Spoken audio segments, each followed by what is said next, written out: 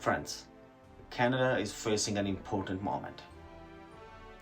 The United States is our largest trading partner, and yes, we want a strong, stable, and mutually beneficial relationship with our American neighbors.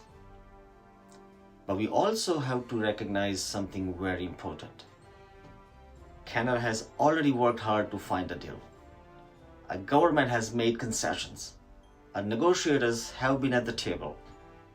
And Canada has continued to look for a path forward. But what do we get in return? Another tariff, another demand, and another deadline. At some point, we have to ask ourselves, how much more are we prepared to concede? And I say no more. Yes, I want to deal with the United States. Yes, I want Canadian businesses to have certainty and clarity. Yes, I want our exporters to have access to the American market.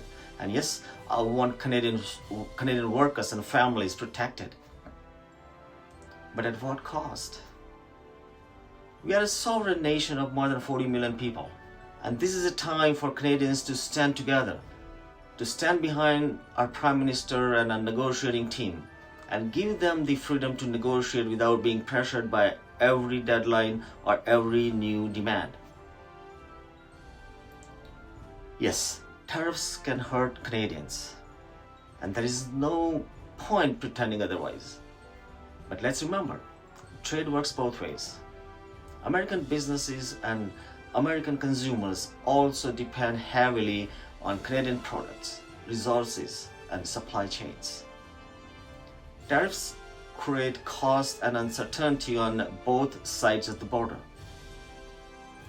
So this is where we as Canadians can give our Prime Minister something much more powerful than another concession.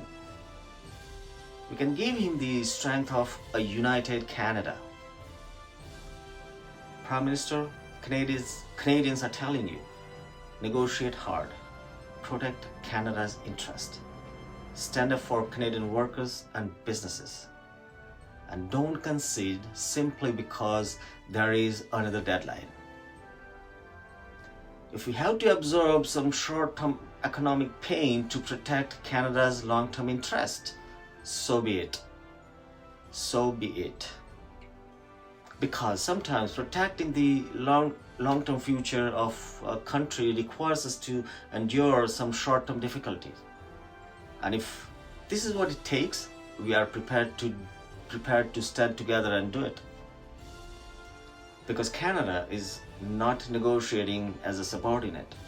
We are a sovereign nation. We are neighbors. We are allies. We are partners. But we are also Canada. And strength of our negotiating team doesn't come only from what is written on a piece of paper.